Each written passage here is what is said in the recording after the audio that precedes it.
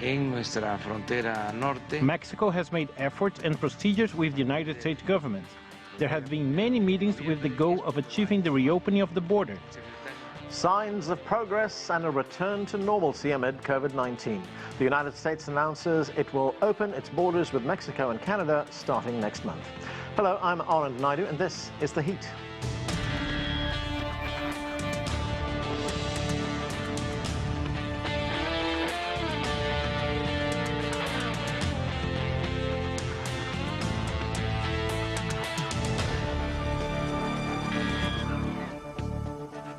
Along with Mexico and Canada, the United States is lifting its travel restrictions, with 33 other countries beginning in early November. However, all travelers and foreign nationals entering the country will have to be fully vaccinated. CGTN's Alasdair Baverstock gives us the latest. After more than a year and a half of closure, the US has announced it will reopen its land border with Canada and Mexico to non-essential travel starting November 1st. But there's a catch. Travellers must now be fully vaccinated and show documentation to agents at the US border. Mexico's rate of vaccination remains under 40% among adults, though US donations of vaccines to Mexico have targeted areas along the 3,000-kilometre border, hoping to bring cities like Ciudad Juarez and Tijuana to vaccination rates similar to cities they border with the US. Not only will this new border opening allow families separated over the course of the pandemic to be reunited, but also for US border towns to restart their economies. Indeed, US Homeland Security Secretary Alejandro Mayorkas noted the economic importance of opening the border in his announcement Tuesday. Many towns on both sides of the border depend on tourism traffic crossing to buy merchandise, and towns like Brownsville, Laredo and San Isidro will now welcome vaccinated visitors back with open arms. Secretary Mayorkas also announced an important phase 2 of the border reopening will begin in January of next year, when all inbound foreign travellers to the US will be required to provide proof of vaccination. This will include people like truckers, students and healthcare workers, those considered essential and allowed all along to cross the border. Beginning next year, they too will be required to provide proof of vaccination in order to continue their cross-border business. Alasdair Baverstock, CGTN, Mexico City. Right, to discuss this and more, let's bring in our panel. Joining us from Alexandria, Virginia, Dr. Kate Tulenko is the CEO of Corvus Health, a global health firm. In Newton, Massachusetts is Charles Nelson. He is the Richard David Scott Chair of Pediatric Developmental Medicine at Boston Children's Hospital and a professor at Harvard Medical School. From New York, Hilary Brueck is the health correspondent for Insider. And from St. Louis, Missouri is Ziyad Al-Aly. He is the director of the Clinical Epidemiology Center and the chief of research and education services at the Veterans Affairs St. Louis Healthcare System. Welcome to all of you. Thanks for being with us on the show. And Ziyad, let me start with you. The big news on the COVID front is that the US will lift these restrictions at the Canadian and Mexican borders. Vaccinated travelers will be allowed to enter the United States.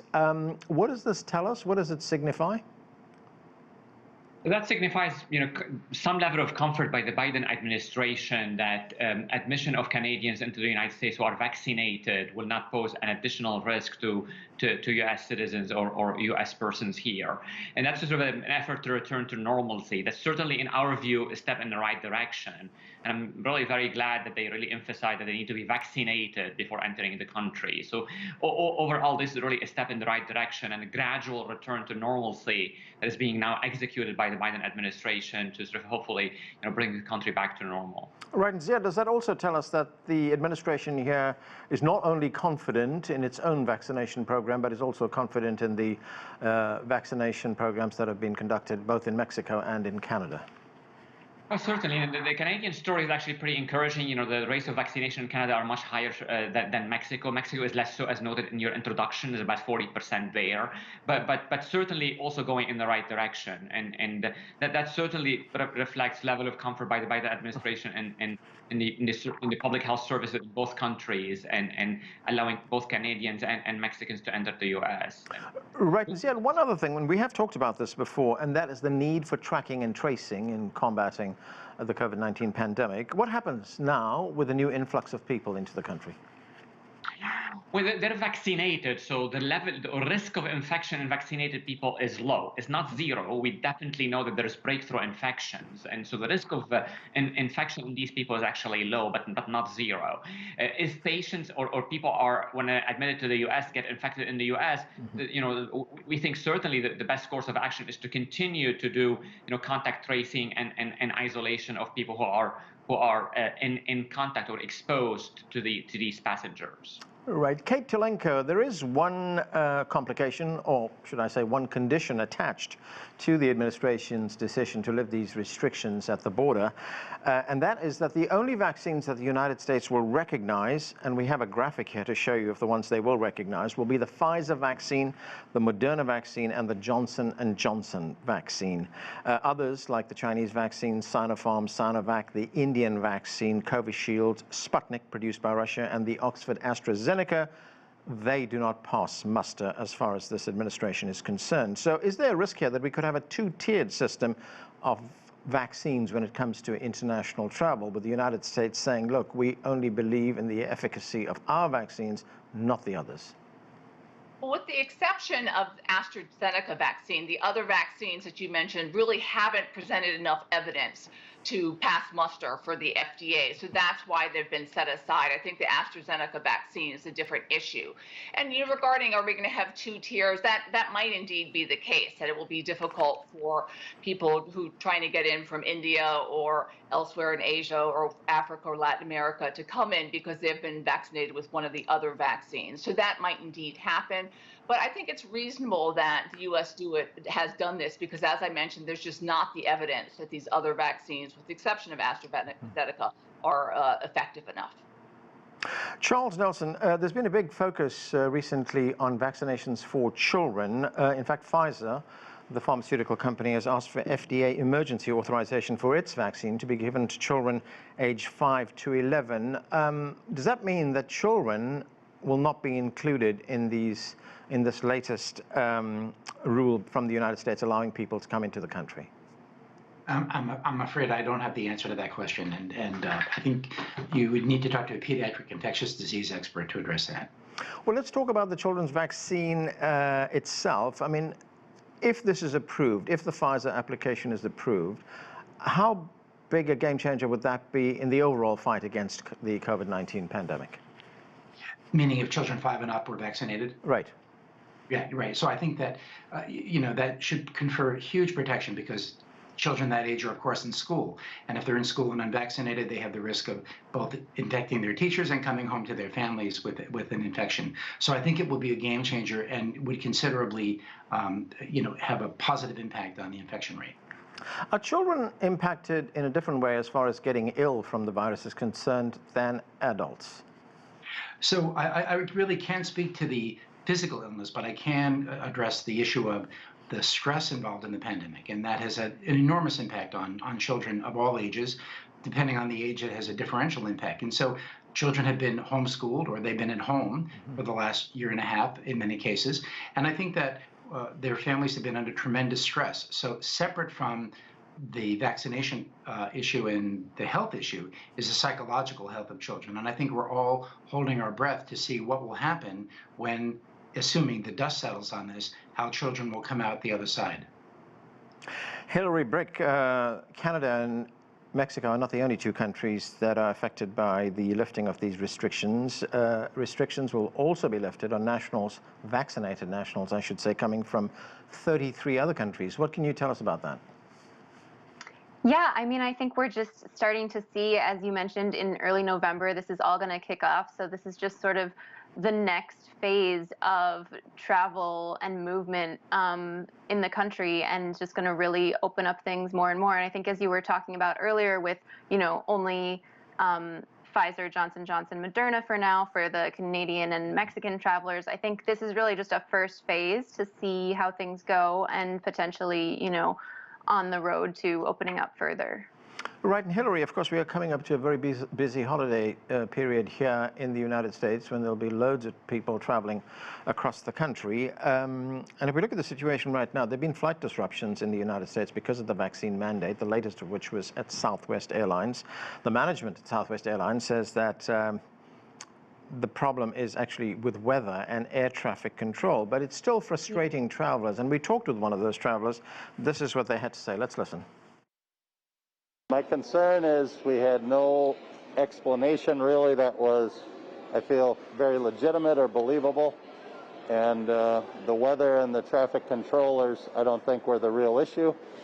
And so we're frustrated. I'm missing a day of work. I own my own business, and I'm canceling appointments. So it's kind of frustrating. So, Hilary, as we can hear from that traveler, he's not buying the reasons given by Southwest that it's got to do with the weather or air traffic controllers. It's more of a labor problem, isn't it? I mean, what's going on in the airline industry right now? Well, I can say what we've seen so far with the vaccine mandates. United Airlines, for example, more than 99% vaccinated. So, when companies such as airlines decide to introduce a vaccine mandate, most of their staff does end up getting vaccinated. Now, as you said, with more people traveling, we probably are going to see more delays as we did in the old days. But I think both Southwest and I believe the FAA also said that that was not the reason for those delays. So I think, of course, there are labor shortages everywhere in the market right now, and there are supply shifts happening everywhere right now. And, the airline industry is not immune to that. But I can't say for sure that it's the vaccine mandates that are, having that effect. And I don't think the evidence is there to support that. Right. Ziyad, there's a new medication on the horizon, and that's made by the pharmaceutical company Merck. It comes in the form of a pill. How is this medication different from vaccines, and when do you expect it to be given to people? So well, this is really, well, they apply for EUA to the FDA, so it's not really clear when it's going to be approved by the FDA under the emergency use authorization. But the data so far that they released in the form of a press release, we don't have the full story on this yet. It seems to be very encouraging. I mean, what the company is saying, that it really results in 50% reduction in need for hospitalization and death, and that's really, really remarkable. So if this all pans out, and when the data is flushed out and vetted, completely by the FDA, and they're issued emergency use authorization for use, well, we anticipate that this will be a major game changer in the sense that this is an oral pill, so it's really easy to take. It's really a course of only 5 days, so it's really also easy to administer for 5 days. And then if the outcomes pan out in a general population, that's really, really remarkable. But that should not really, change the basic calculus of the pandemic, and that the prevention should be the cornerstone of managing this pandemic still after this will be approved. So vaccines, preventing the illness in the first place, should be the #1 priority of any public health response in the US and worldwide. So vaccination. That's going to have to remain the #1. But in people who really get infected, either because they didn't get the vaccine or because of breakthrough infection, that this seems to be highly promising. So under those circumstances, this new medication would prevent serious illness and hospitalizations, but does it also provide the antibodies that would be needed to counteract the effects of the virus? No, this will not have a lasting effect. It only treats the infection and really only sort of disrupts the machinery of the virus itself. So it prevents it from further replicating. So and it drives the virus itself to its own demise or its own death. So, and it does not result in production of antibodies. So it's not it's not a vaccine. It's not going to provide long-term or long-lasting immunity. It's only going to treat the episode of the infection itself. And the company is saying that the the data that they're saying that they have shows that it actually works. So that's really highly promising. But again, this is not something that's going to really confer protection upon people for a long time. Again, vaccines should be and should remain the mainstay of managing this pandemic. This is an add-on to vaccine to help us fight it or fight the the adverse outcomes related to vaccine in terms of death and hospitalization in people who get infected. Kate Tulenko, the Merck pill that we're talking about is not a cheap pill. It's $700 each. And although it's not been approved yet, the United States government has ordered something like 1.7 million units of this pill. Given the cost, how will the government decide who gets this? So it already looks like they're going to focus on high-risk people who have mild to moderate COVID. So people with obesity, high blood pressure, diabetes, or people over 60. And regarding the controversy over the price, we do know that Merck is working with some Indian drug manufacturers to make sure that it's more widely available in other countries and that they will price it differently in each country. So it will be more affordable in low-income countries. And there's been some controversy over the fact that this drug was originally created or developed using U.S. government funds for an equine encephalitis. And so the question is, why is the U.S. government paying again for a drug that it helped to develop? But I don't think that's the big issue. I think that the bigger issue to look at is the U.S. government is actually the only high-income government that does not negotiate with pharmaceutical companies to get lower rates. In fact, Congress has banned Medicare and Medicaid from doing that. I think that's the more important issue. So the people who will be getting this drug in the United States, if it's approved, Kate, will be getting it free? Yes, exactly. Okay. Charles Nelson, children in the United States have been hit very hard by the Delta variant. In fact, looking at the latest figures, 147,000 cases in the United States just last week. And as we are aware, there is no vaccine for children under 12 right now until one is approved. So you were talking earlier on about schools. How do schools, or for that matter parents, how do they help children under 12 from getting the virus? Well, I think, the same requirements as is true for us, right? Using a mask, social distancing, hand washing, all the protections that have been shown to be effective in adults would be effective in children. It's just so much harder to implement in children, particularly, say, 5- and 6-year-olds. And I think many schools, certainly in many parts of the United States, have imposed mask mandates for young children. But the issue is, can little kids keep those masks on, for example? Okay, Hilary, vaccine mandates continue to be a major controversy in the country. We just had the Texas governor issuing an executive order banning businesses and institutions from requiring individuals to provide proof of vaccination. How is that complicating efforts to get people vaccinated? I mean, at the moment, if we look at the figures, only 56% of Americans are fully vaccinated right now. Yes, of course, but that does include all the children under 12. And hopefully in the next few weeks here, we'll be hearing from the CDC and FDA more about that for kids from 5 to 12 to be vaccinated this winter. So that will bring those numbers up. And they're upwards of 70% of the people who are eligible to be vaccinated, I believe, now. But it is a persistent challenge of people who have not yet been vaccinated. Are not really, the needle's not moving much. There was a recent Kaiser Family Foundation study that found over 90,000 deaths here in the U.S. since June could have been avoided with more vaccinations. And it's not happening everywhere. And there also appears to be a very mixed message being sent out by the Texas governor, Hilary. On the one hand, he says, look, it's a good idea to get vaccinated. This is the only way we can prevent the virus from spreading. It's the only way you can actually protect yourself. But at the same time, he says, but we will not agree with anyone who wants to force you to be vaccinated. Yeah, and I believe he also said that he himself has also been vaccinated. So it's an interesting kind of paradox.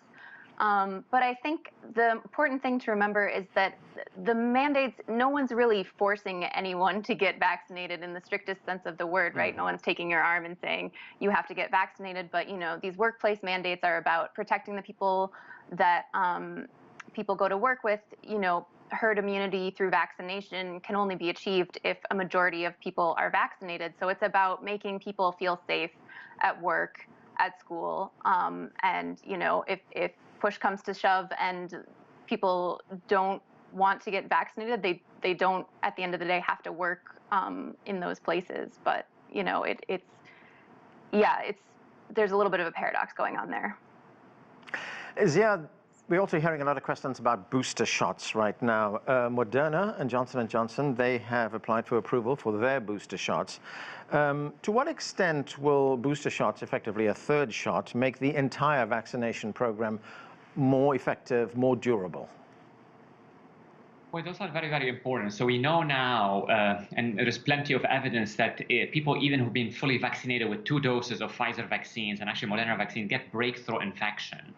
And really, the best thing to protect them against, you know, further or to protect people against breakthrough infection is to get a booster shot.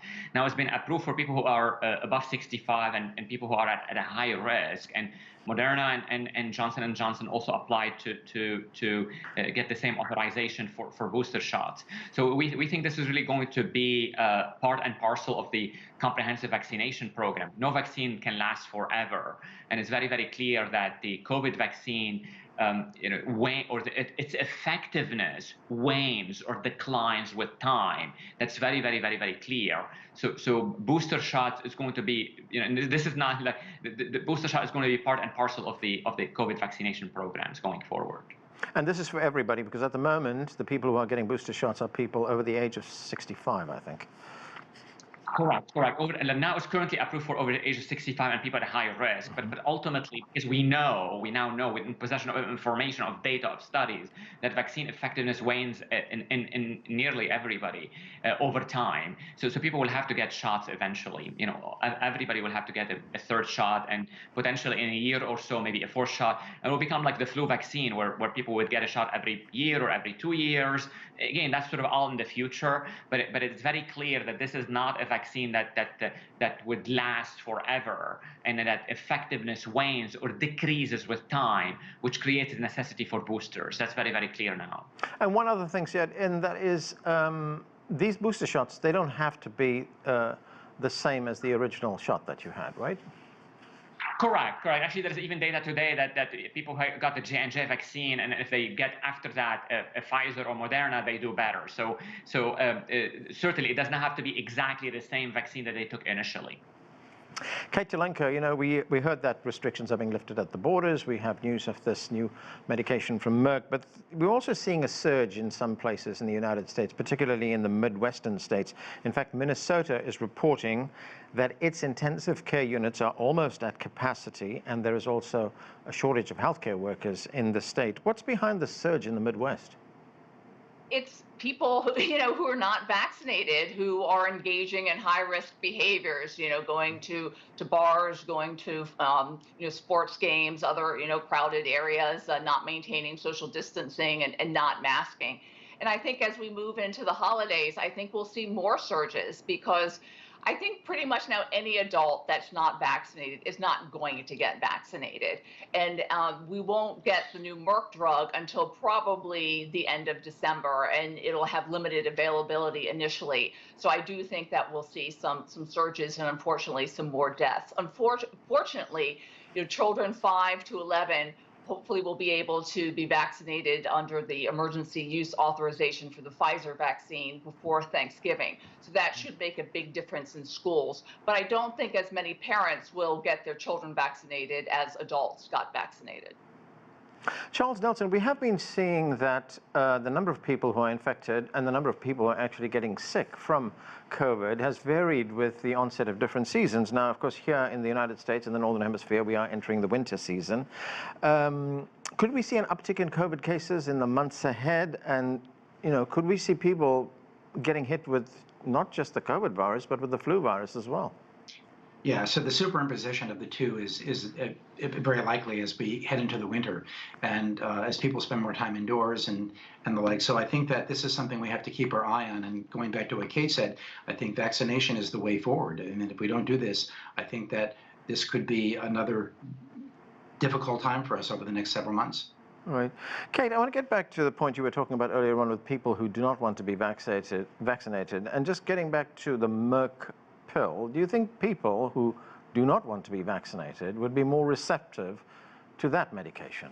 Oh, definitely. There's no doubt about that. And I'm afraid, unfortunately, many people now might not get vaccinated because they'll say, oh, I'll just take the pill. But, people, there's been the fear created about vaccines, especially the new mRNA vaccines. So I think because of that, people will be much more receptive to the oral pill. And it does have huge advantages over the monoclonal antibodies. It's an oral pill. You can take it at home. You don't have to go to an infusion center and get it via IV. In respect to low and middle income countries, it doesn't need to be refrigerated. It can be distributed all over the world. They're going to start manufacturing it in India. So we're definitely going to be able to get it to a lot more patients. But as Ziyad said, you cannot treat your way out of a pandemic. The foundation of addressing any pandemic has to be vaccination and prevention. Hilary, the United States, of course, as we were talking earlier, is coming into the holiday season. There'll be lots of people traveling. Do you think people will be more confident now to get onto planes, to travel across the country, especially during the holidays, to visit relatives? Absolutely. It's going to be very different from December of 2020 when virtually no one other than people in clinical trials were vaccinated. And, we know so much more about how the virus spreads now, how it spreads through the air, the likelihood of it spreading on a plane. So people have a lot of ways to protect themselves, obviously vaccination, but, masking, distancing. We know all of the things that work really well now. And so I think people are a lot more confident to travel, and we even have, at-home tests as well. So that's another layer of things that people can do to feel a little more assured when they're traveling around to visit family this holiday season. Ziyad, as we were discussing earlier, the administration is pretty confident that the situation is moving in the right direction. Then that's why they lifted these restrictions at the borders. But what are the kinds of criteria or yardsticks that you'd be looking for in the months ahead? We will still be looking at infection rates in the community, hospitalization rates, and deaths, and very, very, very important to track. And we worry about seasonality. What we know about the virus so far, that yes, it's like it can affect people in the summer and in the winter, but what we know it's seasonal in the sense that people when they're crowded indoors in the winter, the schools, et cetera, there's a lot of conditions that are ripe for another spike come winter. Gathering around Thanksgiving, the holidays, all the functions around that, and plus the cold weather that put people inside, where they're really close to each other, especially if unmasked or unvaccinated. So we'd be certainly looking at hospitalization rates and that infection rates, hospitalization rates, and death rate in the community. Okay, and that's where we have to leave it. Thanks to all of you for being with us. I'm Anand Naidu in Washington, D.C. You've been watching The Heat. Thanks for being with us.